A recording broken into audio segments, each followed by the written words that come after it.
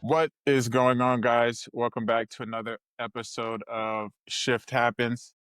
We are back here with myself, Darian Weems, CEO of JNS Strange. What's up, guys? This is Tal Singh, CEO of GNS Dredge. Welcome back to another episode of Shift Happens. And today we're going to be talking about a couple of things. So, automakers, AI, data science, what's going on with that. We also have, kind of looking at how, barcode automation is transforming business efficiency. Also, first 100 days of Trump's administration, what's the effect it's having on the supply chain? And then kind of a new thing on the horizon is what's going on with this India-Pakistan tensions, and is that going to further kind of reshape the supply chain? So stay tuned. Talk about that. Um, Tal, how we doing? How's the week going, my friend?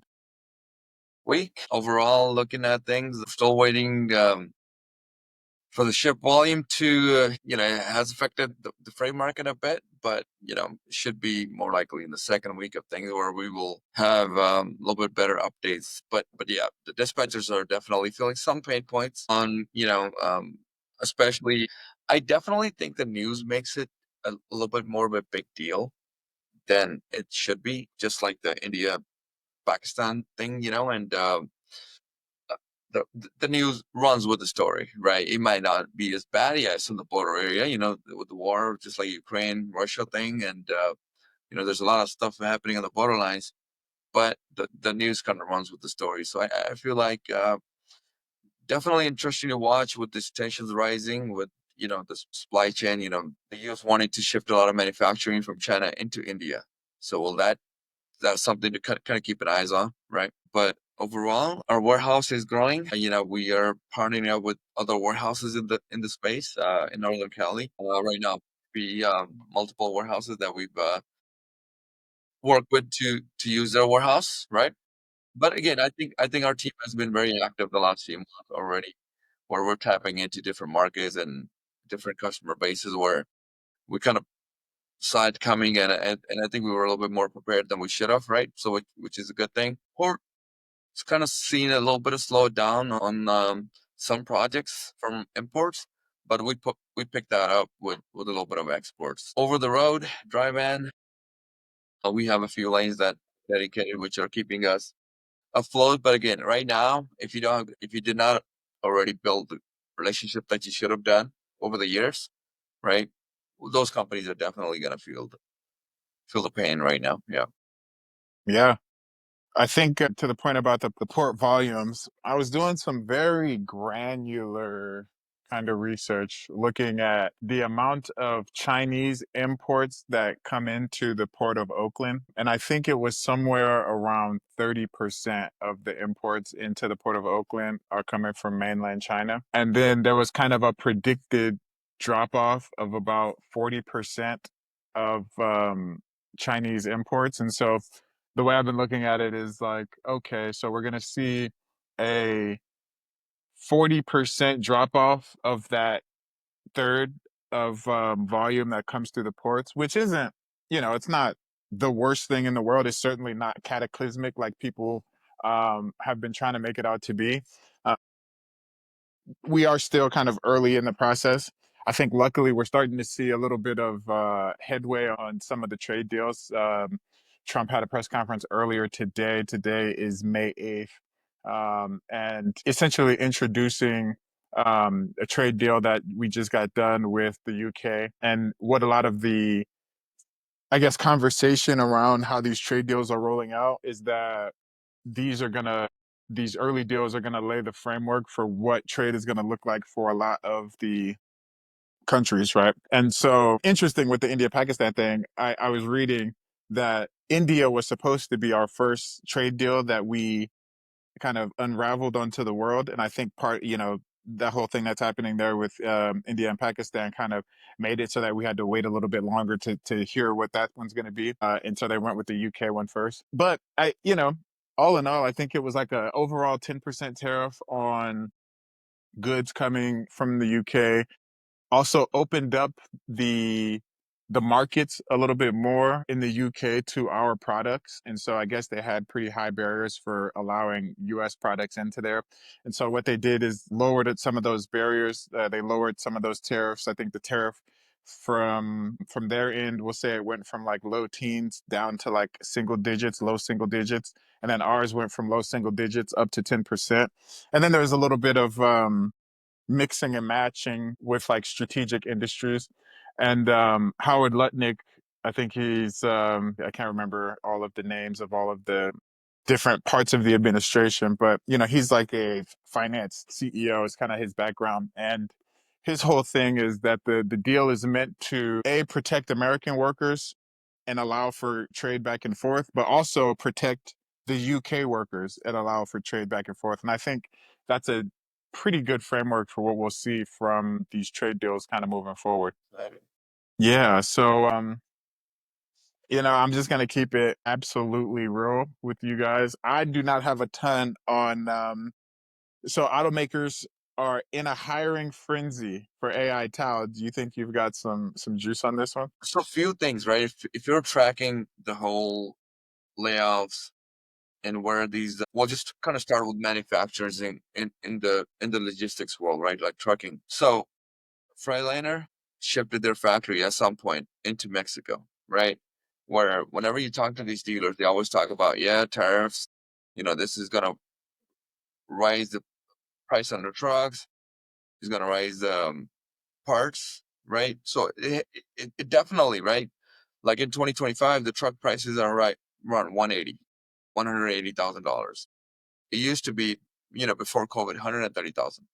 So that's about $50,000 change for a big rig truck, right? On average, right? So something to kind of keep track on, like Volvo and Mack laid off a bunch of people in their Virginia plant, and then their plant in Mexico started up and running. So that kind of explains the layoffs here, and then but there was another dealer that I was reading the news that said they would not lay off anybody, right?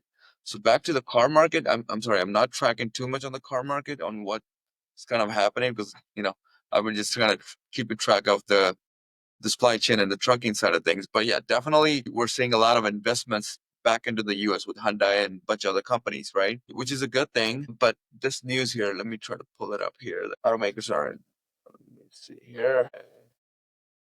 All right. So automakers are in hiring frenzy for AI and data specialists as tariffs drive demand. So meaning, right? AI is definitely they want people with AI and data experience, specialities, right? Is that kind of the vibe that you're saying? Yeah, I think moving forward, if you're a serious company, you're probably going to want to have data science as a part of your competency in-house, just because AI, you know, and we've talked about this in the past, right? But like AI is not very useful to you if you don't have a couple things. If you don't have your own data and you don't have a place to store all of your data, and then if you don't have a way to turn that data into something useful, so into a useful business insight. So you know, the thing for instance that we're working through right now is like a like very granular per truck, per you know, business unit breakdown of the financials, right? And so, like, what trucks are profitable? What are those lanes that we're running that are profitable? Is it the drayage? Is it the shorter drayage runs that are like right there, core Bay Area stuff? Is it that like medium dray run that's like we'll say you know, Livermore maybe out to like a Tracy or something, right? Or is it the longer drayage run, which is maybe something out all the way to what I would say like Reno or something, right? And I think from our initial kind of look at that data, you know, the most profitable part of and maybe I shouldn't, Alicia, you could cut this out, but for us to know, the most profitable part of that stuff is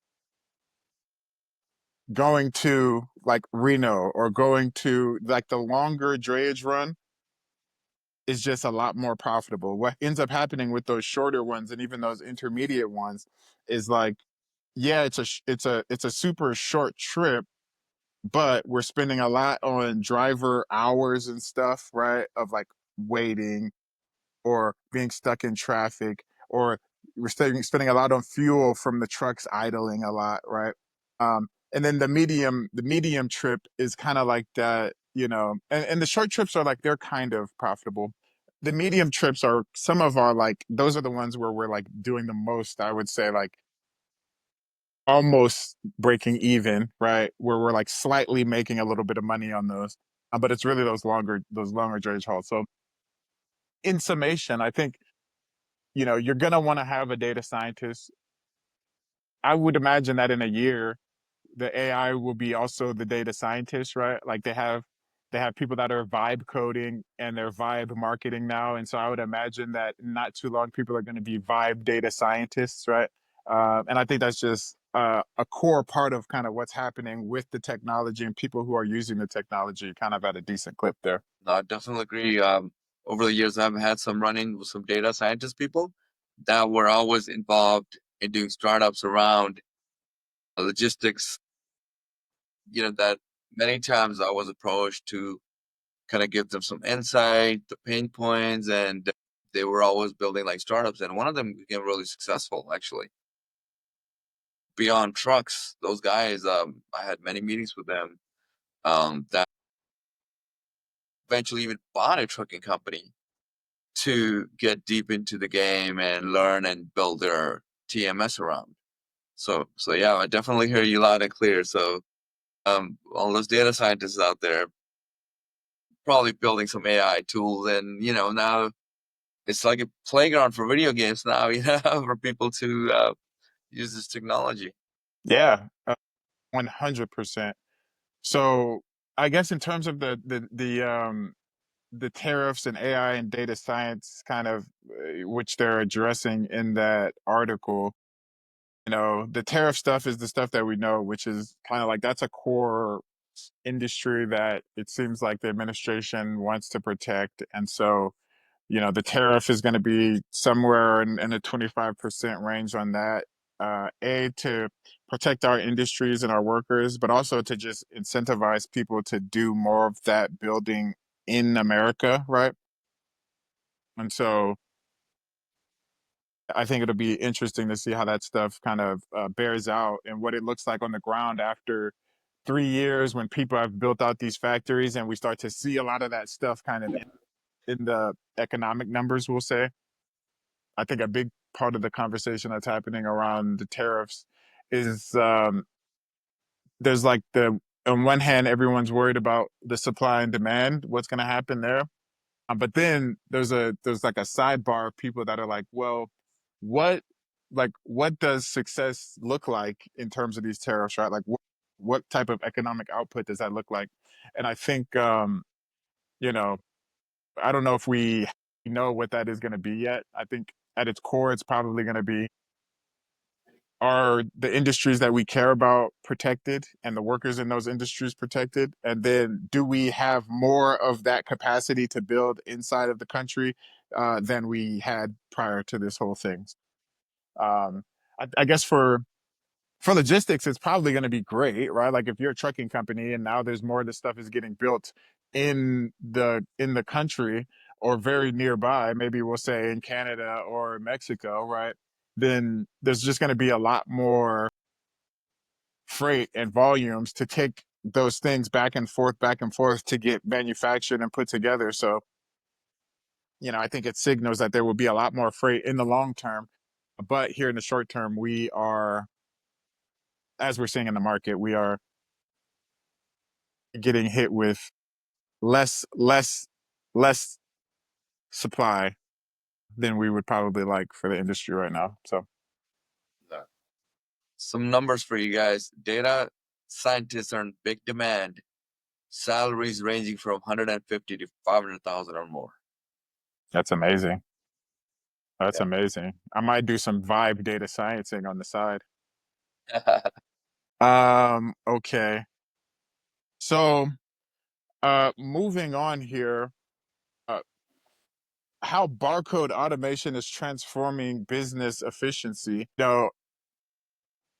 Tyler, I don't know if you want to take this one first, but I think the whole barcode automation process is really something that is going to be key for our industry because it's going to give um, complete visibility to the customer, right, and to the shipper, right, and so they'll be able to know where exactly their freight is at all times, what truck it's at, what warehouse it's at, how fast it's freaking going, probably on the highway at some point, right, and I think that'll also lead to the companies that adapt this stuff to be a little bit more efficient, right? Because obviously we're going to be able to track these things really at a higher clip. I think about how we use and leverage Samsara right now as like a asset kind of management tool, right? And being able to give that information to customers so that they could see where it is over the road and kind of what the ETA is on deliveries. And so that seems like the step function up where we'll be able to have these barcodes and they'll probably get scanned maybe even all the way from the origin, right? And you know, they'll be able to track that thing all the way to its kind of final destination. Obviously, I think that leads to a better service overall for the shippers, right? And then ultimately leading to, I think, better business outcomes for the trucking companies that are able to do that stuff because obviously we're going to have more data for our data scientists to kind of crunch on and figure out and make, runs more efficient and more fuel efficient and, asset utilization and then things of that nature. So it'll be a good time. Yeah, definitely, especially for small and medium warehouse spaces, right? Where they, a lot of the warehouses that I know in the space, they're not using much of like, TMS or better tracking, and they're, a lot of times whenever we pick up loads or deliver, all over the US, there's a lot of times warehouse makes a mistake and then they catch the mistake within the same day. But what happens when they are cross country and then you get to find out, oh, they loaded the wrong product, right? Somebody's paying that price, right? And then now it gets a whole messy situation where the carrier might or have already booked a backhaul, and they're a lot of times they don't want to take that load back, right? Because then they might lose the next customer, right? Potentially. So then things like that we have seen, but having a trained crew is crucial from what we've seen. Our Max and the team in our warehouse, rock solid guys, and they have all the right tools that make sure we don't make those mistakes. Because again, at the end of the day, that's gonna hurt any company. So definitely, with this cutting edge barcode scanner are gonna reduce a lot of errors, mix and matches in deliveries, right? Time and money saved, obviously, and real time tracking, right? So I'm just giving the kind of key takeaways here. Have you seen a bunch of barcode, I guess, companies leveraging kind of, we'll say, smarter barcodes in the industry yet? And have you know any operators that are doing that? And do you have any kind of early success stories, I guess, from people that are early adopters on this stuff? So I mean, I hear a lot of stories from friends that work in Amazon warehouses. I mean, they're obviously using a lot of robots, cutting edge technology to save time. So definitely, the bigger companies are able to invest. Then now, just to even like truck yards, right? You saw that new thing where they have AI cameras where they are able to now catch damage on a trailer, even next level stuff, which is great, right? A lot of times the trailer might be damaged, driver does not do a good inspection, or they might not tell you about it. But now, as soon as he enters the yard and he exits, it catches, right? So that's something, and I definitely think with AI coming into picture, it's going to affect every area of operation.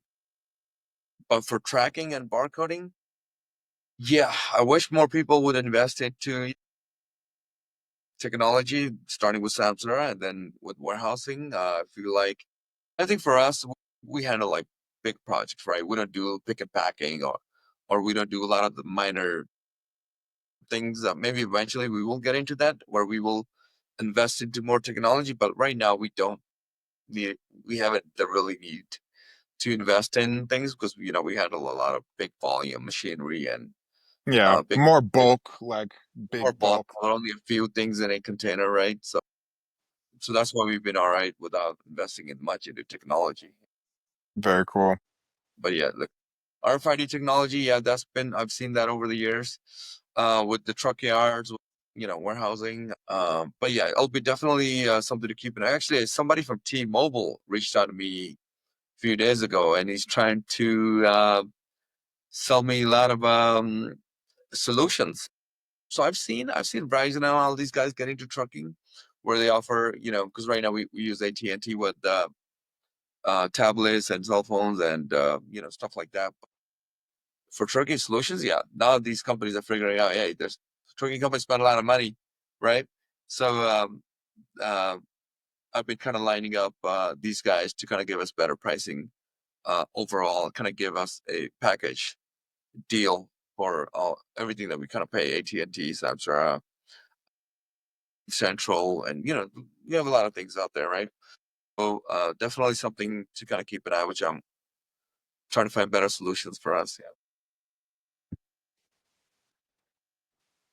Yeah, I just on that point, I've seen T-Mobile, they actually emailed me because they're starting to roll out the Starlink on the phones, right? I don't know if you've seen that, but they sent me like a beta testing link, and essentially what that means is that anytime you are in uh clear view of the sky, you have cell phone service, which is actually pretty awesome. So it's like you can call, you can text. I don't know what the if they have data with that where you can use the internet as well, but that would be pretty big step change, I think, in terms of cellular service. And so that might be something we could look at also for the drivers. I know a lot of times guys get caught and they're on the road or they don't have service and we're trying to get updates to them or they're trying to get updates to us and we have to wait until they're back in service. So the future is looking bright from all of these perspectives. So very cool. So the first 100 days of Trump administration and how it's affecting supply chains here. And you could argue that there's really been two probably major step changes in our country since Trump took office. One, which is not as prevalent for us, has been kind of like the country's kind of wholesale move away from what they were calling DEI initiatives, right? But the number two, and maybe that's number two, maybe this is number one. The thing that affects us at a high level and really has been in the news probably consistently for 70 days is just the effect of the administration on the supply chains, right? And so this is like trade talk, tariff talks, like what's going to happen with nearshoring, um, you know, like how companies are really going to have to refigure their supply chains, if you will. And I think a big thing that's going to come from this is there's going to be a few things, right? I actually think there's going to be a move away from trying to get the cheapest option all the time because that to me seems like a function of we're trying to have just in time all the time, right? For a lot of these products. And so, it gets shipped from, India or China or Vietnam and it comes here on a boat and uh we want it to happen as fast and as cheaply as possible. And I think what's going to happen is people are going to want just like a robust partnerships that can handle their logistics needs over a long term. So maybe there won't be as much like switching between providers. Maybe there won't be as much kind of and there's obviously the pricing is still going to matter, but I think there's going to be really a step change in how people are viewing kind of their business vendor partnerships in the supply chain. Yeah. Obviously, the big thing here has been the tariffs and what that means for our industry, for supply chains, right? And so we're seeing all of this stuff get rewritten really in real time. So, what's going to happen with China, what's going to happen really with all of our trading partners here. Like I said earlier, we worked out a deal with the UK, and there's speculation that we have deals worked out with Japan and Korea and India already, which I think would be big. Yeah, there's going to be a lot of kind of reshoring of a lot of these kind of key industries. So chips and auto manufacturing and steel production, and just and raw, some raw mineral kind of production as well. And, that stuff is really going to be, I think, big for our industry in the long term. Well, not the long term. Long term is probably 20 years, but in the medium term, like in 5 years, I think we're just gonna there's gonna be way more volume and way more freight, like I spoke about earlier. So, um, yeah, what's your take on this stuff? Yeah, definitely. We're keeping good track on where all the investments are happening. Kind of yeah, as long as you're following the right companies and keeping track of this, I definitely think there's going to be a lot more opportunities with these relationships, right? And big shift in from one country to another country.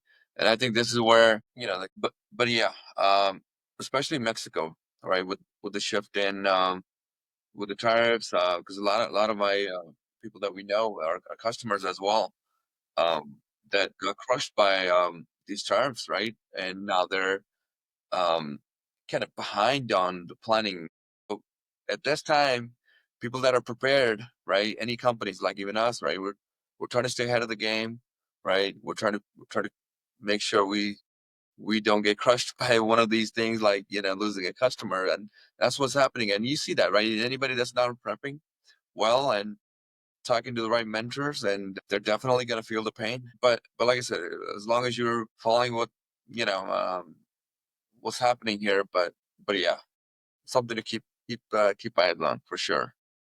Yeah, and yeah, One is the 100 days. Okay, so we're um America first, but at a cost.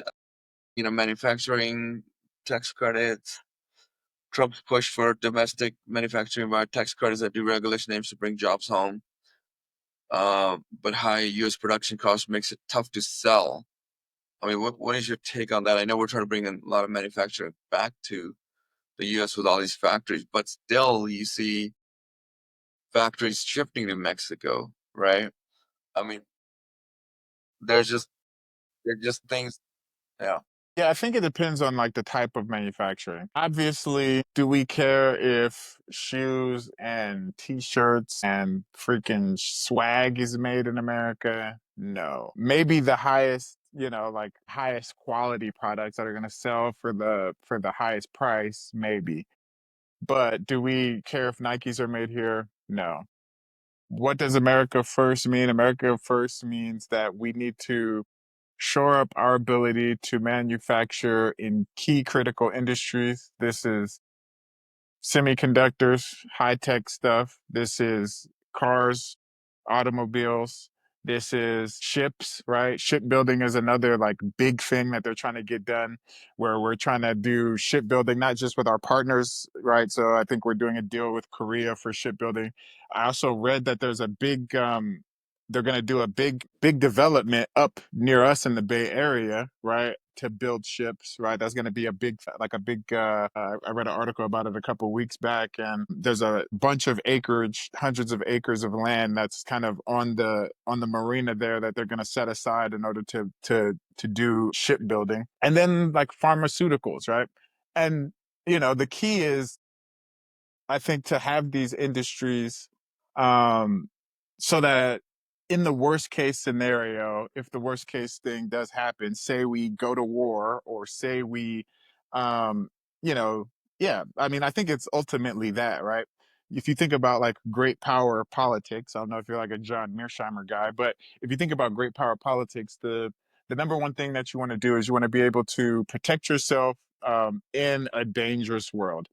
And so, how do you win a war? A war? You win a war by having manufacturing capacity. And so, there's some crazy stat that I was reading to my wife the other day that essentially said during World War II, we were producing one B 2 bomber every 17 minutes, I think. Wow. Right. during that war. We were producing one Sherman tank like every 20, 30 minutes, right? And ultimately that is what led to us being able to like win World War II and then kind of get a pole position in the world kind of after that, right? Was our ability to manufacture and then send that stuff to the front lines and then manufacture for the world because the world needed to be rebuilt, right? And so Some, that's something interesting that you said that, in the case, and I think the US is probably looking at that, and that's why they might be trying to build a lot more manufacturing, right?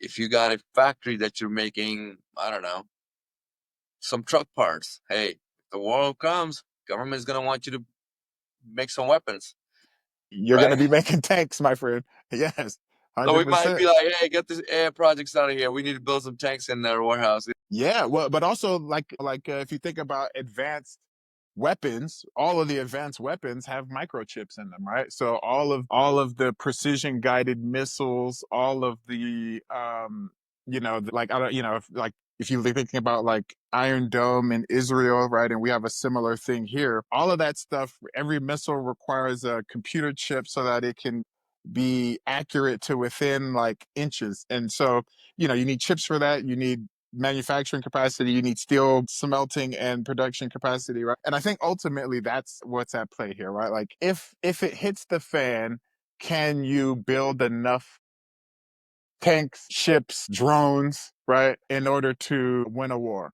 Pricing matters, right? And yeah, I think in the long term, the prices on these things kind of stabilize. Because what's the difference between it coming out of a automated factory in some other country versus it being an automated factory here, right? Yeah, There's not really going to be that much of a cost differential there. So, yeah. 100%. Yep. All right. So what do we got here? Yeah, talk to us about that India, Pakistan. So I know some people there, obviously, but that are close to the border right now. Amritsar, right? But they're like, yeah, the news makes it a lot more worse than it is, right? So they're definitely talking about shutting down electricity or um and let them do their things. But yeah, this war thing, it's how I feel about it, right? Like you always see people taking sides, right? No matter what part country or side you're from, right? Obviously, you're gonna want safety for your people, right? But there's humans on both sides, right? There's families, there's women, there's kids getting hurt, right? Like this is a country's war. I mean, there's politics involved, and how I feel about it, it just yeah, they attacked. I believe Pakistan attacked first on a tourist place in up there in the mountains, Kashmir, and then that kind of escalated, and India overreacted on not overreact. Obviously, if, you're gonna get attacked, you're gonna react, right? 100%. I think Trump was not happy the way India attacked Pakistan, and I feel the last few hours they attacked a lot of they're shooting missiles on one another, right? And then human lives are being taken away, and I'm against these wars and families are getting killed. It is not it is not a good thing. But I don't know. How do you feel about whatever I happened? mean, wars suck. The bad thing with wars, particularly wars between two countries that have nuclear arsenals, is that if you go up the escalatory ladder too fast, then we could see really large scale destruction. And I think, as this pertains to our industry, right? You put China aside, what happens if trade now isn't as securable uh, in in in those ship routes because of missiles flying back and forth. You saw what happened with the Red Sea um, thing that's happened in the last year, right? It's like if ships can't make those trips because it's just dangerous or insurance is too high, then maybe those Planes ships planes are already being routed.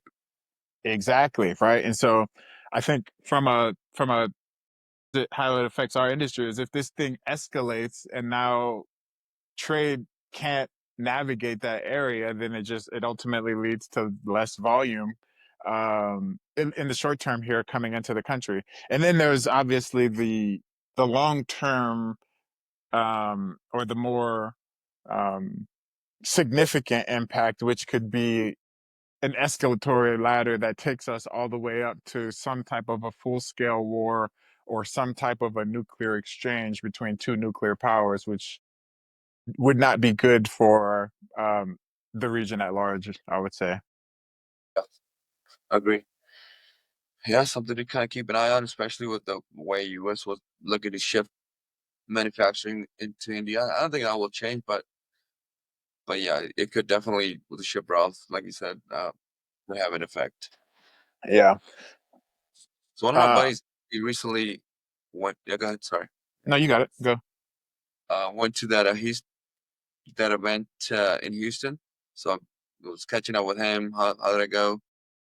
He was like, "Yeah, definitely. You're seeing a lot of movement out there from Mexico into Houston and Laredo ports, where he met a lot of shipping lines and um, you know, his key takeaway was we're talking about the whole AI stuff where it was like, yeah, everybody was with AI, is the data going to be consistent, same, and being able to uphold all of the data movement with you know um but yeah, that was a good trip that he was able to kind of catch up with him. And it seems like there's a lot of events happening out of the East Coast for supply chain that we're trying to hit up at some point this year, especially down in LA as well. But yeah, there's definitely a lot of movement, and people are trying to go to these events to kind of get a vibe on movement of supply chain, I guess. But yeah, there's definitely a lot of movement happening down down south there in Texas. Yeah, I mean Mexico's one of our largest trading partners, and it's gonna be, you know, for the foreseeable future, it's probably gonna, increase a ton. I would imagine that those Texas lanes are gonna get pretty,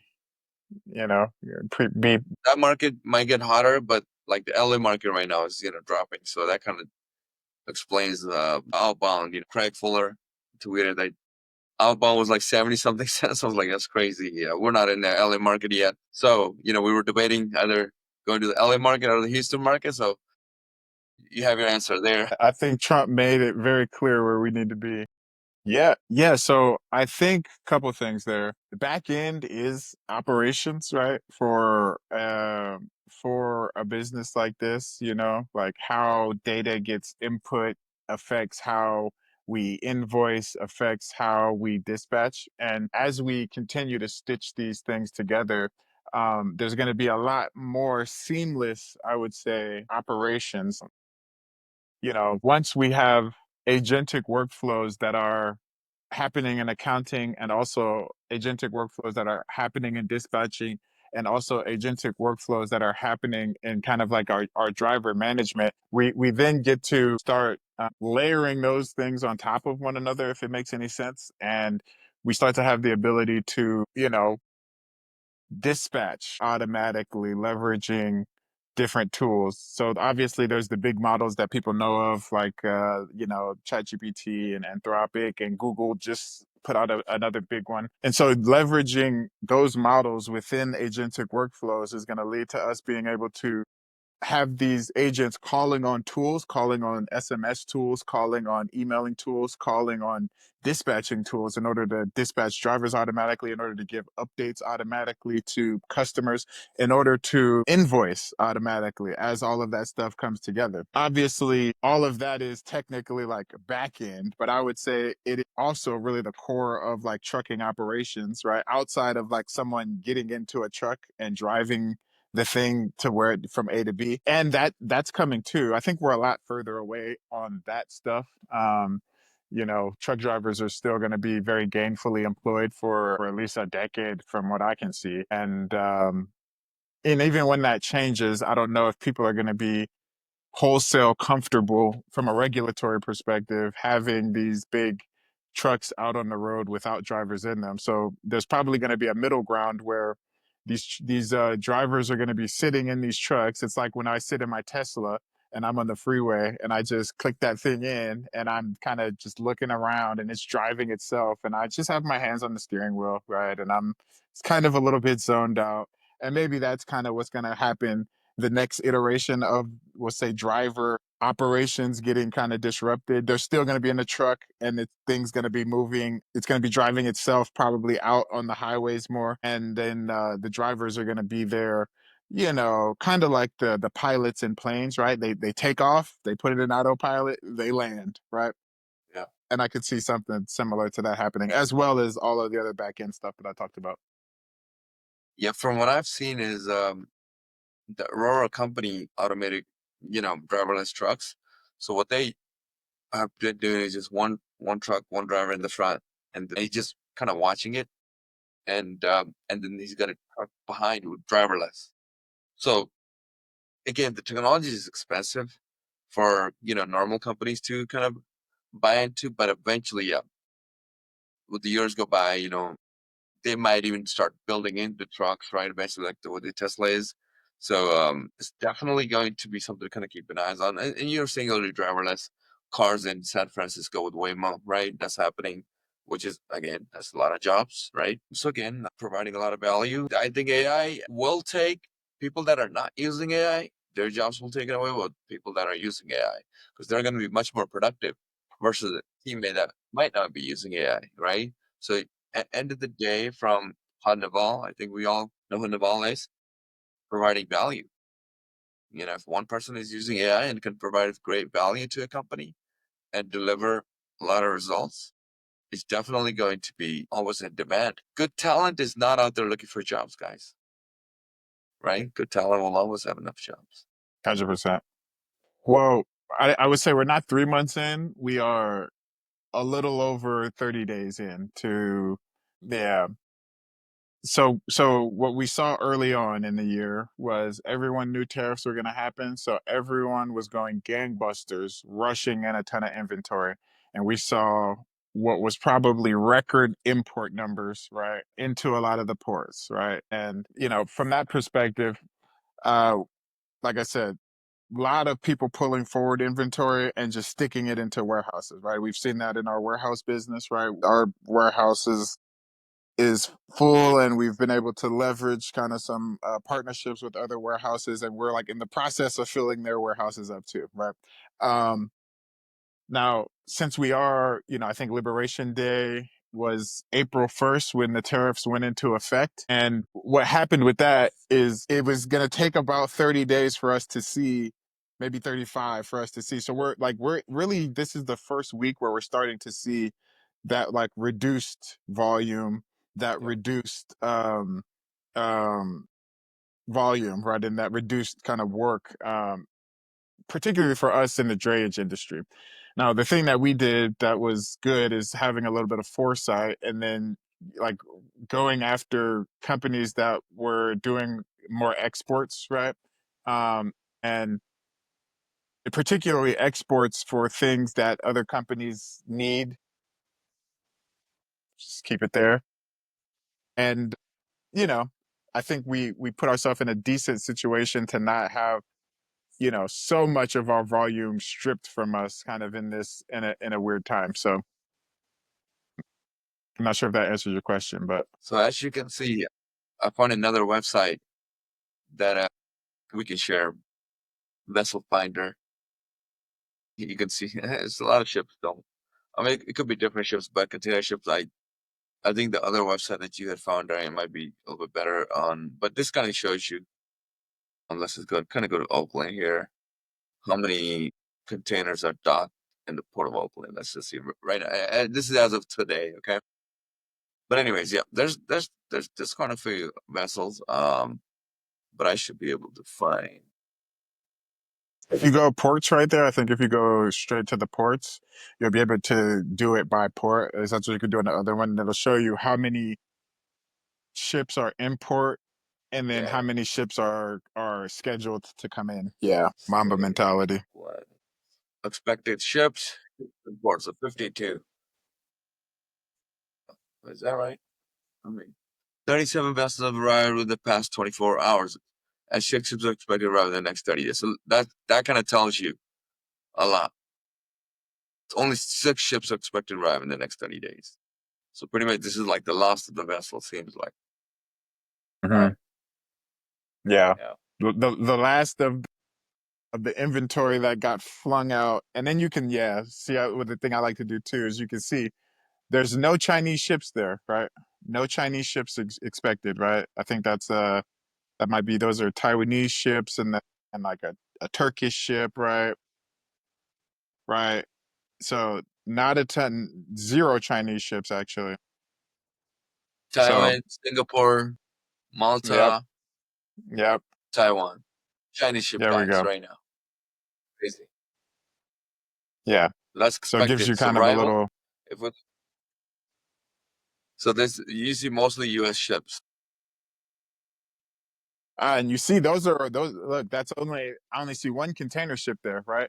So most of those are tugboats, right? That help move the ships through the harbor there, right? So I see one container ship, one bulk carrier, right? Yeah, right. So out of all those ships that are there, we're seeing a handful of container ships, right? Hong Kong. Okay, let's Yeah. wrap this one up, guys. I gotta get back to work here. All right. Tyler, if you wanna end it for us here. Yep, guys. First week into May. I think we're gonna see a lot of news action with the things that are happening around the world. Some a lot of crazy stuff. So keep your head up, guys. Keep grinding. Keep working hard. I guess. Working smart. I would say. We would love to get more feedback from you guys on what you would like to hear. Any other questions? Anything? All right. Have a great month. Hopefully, to all the supply chain people out there. Best of luck to you guys. Hopefully, you guys are on the right side of the history. All right, There guys. we go. Yep, and that is Tal Singh, COO, and I am Darian Weems, CEO of JNS Drage, and that is Shift Happens. Talk to you All guys right. soon. All right. Oh.